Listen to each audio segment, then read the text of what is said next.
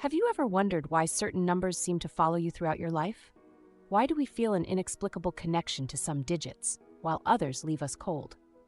Today, we're diving deep into the fascinating world of numerical psychology, where ancient wisdom meets modern science. Imagine a universe where numbers aren't just cold, lifeless tools for calculation, but living, breathing entities with personalities of their own. A reality where the digits that surround us hold the keys to understanding the very fabric of existence. This isn't science fiction. This is the world according to some of history's greatest minds. Let's start our journey with the man who kick-started it all, Pythagoras. This ancient Greek philosopher wasn't just about triangles. He believed numbers were the fundamental substance of reality, imbued with divine properties. Think about that. The numbers you use to count your spare change could be the building blocks of the cosmos. But Pythagoras wasn't alone in his fascination. Throughout history, philosophers, alchemists, and mystics have attributed mystical significance to numbers. They saw patterns where others saw chaos, order in the apparent randomness of the universe. This pursuit gave birth to sacred geometry, a discipline that seeks to uncover the mathematical patterns underpinning all of creation. Now, let's fast forward to ancient Greece and Israel. The Greeks had this wild practice called isopsephy. They'd take a word, add up the numerical values of its letters, and reduce it to a single digit. Sounds familiar? It should, because it evolved into what we now know as numerology. Meanwhile, in Hebrew traditions, gematria was all the rage. This practice assigned mystical meanings to words based on their numerical value. It became a cornerstone of Kabbalah, the Jewish mystical tradition. These ancient practices weren't just idle games. They were attempts to decode the hidden language of the universe. But here's where it gets really interesting. Enter Carl Jung, the father of analytical psychology. Jung didn't see numbers as mere quantitative tools. He viewed them as archetypes, primordial images representing instinctive human behavior patterns. In Jung's eyes, numbers were the most primitive archetypes of all, deeply connected to our unconscious minds. Carl Jung went even further. He defined numbers as the archetype of order itself. Think about that for a moment. Every time you count, you're not just tallying up. You're imposing order on chaos, tapping into a fundamental principle of the universe. It's no wonder we're drawn to certain numbers and repelled by others. Our unconscious minds are responding to these archetypes. But Carl Jung's insights don't stop there. He believed that while we consciously use numbers quantitatively, our unconscious utilizes them qualitatively. This means that the numbers that show up in our dreams aren't just random. They're symbolic expressions of our deepest selves. Speaking of dreams, have you ever had a dream where numbers played a significant role? Jung would say that those numbers often represent the self, the totality of your personality. The self, in Jungian psychology, is the archetype of wholeness, what some might call a God image. So when you dream of numbers, you might be glimpsing something profound about your own nature. Now here's where things get really mind-bending. Carl Jung believed that numbers weren't just concepts we invented. He saw them as autonomous entities with qualities that go beyond mere quantity. In his view, numbers have a life of their own. They influence our consciousness rather than being determined by it. Jung used a fascinating term to describe numbers, psychoid. This means they transcend both psyche and matter, acting as a bridge between these two realms. It's a revolutionary idea that challenges our understanding of reality itself. Could numbers be the key to unlocking the mysteries of consciousness and the physical world?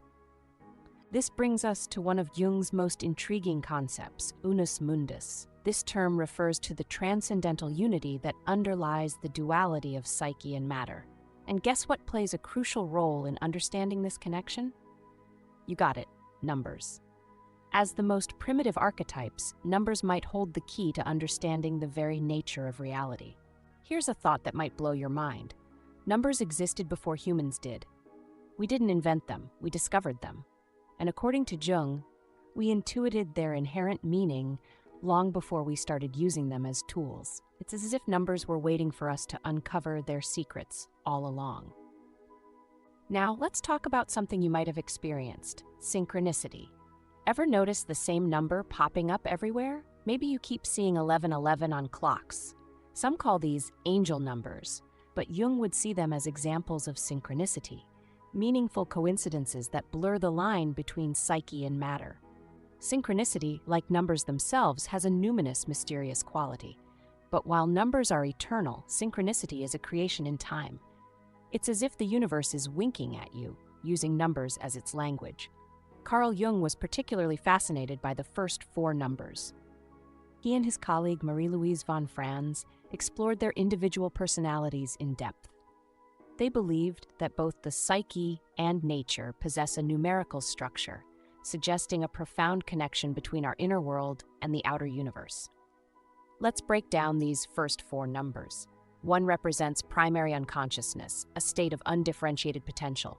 It's not really a number at all, but a concept of unity and wholeness. 1 symbolizes the principle of individuation in its unrealized state. It's the starting point of all creation. 2 is where things get interesting. It's the first true number, representing duality and the source of all polarity. 2 is associated with division, but also with love and society. It's the number of discord, but also of relationship. In the process of individuation, 2 represents the conflict between our conscious and unconscious selves. 3 is all about synthesis. It represents the resolution of conflict, a healing force that arises when we confront our inner contradictions. The archetype of the Trinity is prevalent in religious traditions worldwide, signifying the integration of opposites. 4 represents wholeness, but not perfection. It's about embracing imperfection for a fulfilling life. Jung argued that the Christian Trinity lacks a 4th element, the dark side of God. The mandala, a symbol of wholeness, often reflects the structure of 4. These 4 numbers are interconnected, as illustrated by the alchemical axiom: 1 becomes 2, 2 becomes 3, and from the 3rd, the 1 arises as a 4th. This process mirrors the journey of individuation, the path to becoming our fullest selves. But what about the numbers beyond 4? 5 represents the sacred marriage of opposites, leading to the creation of the self. 6 is the first perfect number, symbolizing cosmic order and harmony. 7 is often considered the most mystical number, representing fullness and completion. 8 symbolizes infinity and balance. 9, as the highest single-digit number, signifies spiritual achievement and a return to the divine. And 10 brings us full circle, representing a return to unity at a higher level of consciousness. So, what does all this mean for you? It means that the numbers in your life aren't just random occurrences. They're messages from your unconscious, echoes of universal patterns, keys to understanding your place in the cosmos. The next time you notice a number pattern, pause. Reflect. What might your unconscious be trying to tell you? By understanding the psychology of numbers, we gain a new lens through which to view reality. We begin to see the hidden connections between our inner world and the outer universe.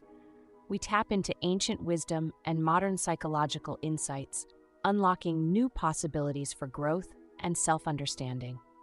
As we conclude this journey through the fascinating world of numerical psychology, I encourage you to stay curious. Keep exploring the hidden meanings in the numbers that surround you. You might just uncover profound truths about yourself and the universe. But here's a crucial point to remember. This exploration of numerical psychology is meant to expand your psyche and open your mind to realities beyond your own. It's not meant to carve rigid footsteps on your consciousness, so don't take anything you've heard here literally or shape your entire identity around these ideas. The beauty of this journey lies in its potential to broaden your perspective, not to limit it. Use these concepts as tools for introspection and exploration, but always maintain a healthy skepticism. Your identity is far too complex and valuable to be defined solely by any single system of thought, no matter how intriguing. Instead, let this knowledge be a springboard for your own critical thinking and personal growth. Use it to question, to wonder, to imagine, but not to confine yourself. The true power of understanding the psychology of numbers lies not in blind acceptance, but in the way it challenges us to see the world through new lenses. So, as you move forward, carry this knowledge lightly. Let it inspire you, intrigue you, and even challenge you. But always remember that you are the author of your own story, and no system of thought should ever overshadow your own intuition and lived experience. So, if this video has opened your eyes to new possibilities, don't keep it to yourself. Share it with friends who might find it equally thought-provoking. Hit that subscribe button to join us on more journeys into the mysteries of the mind and universe. And leave a comment sharing your own experiences with meaningful numbers or your thoughts on this perspective.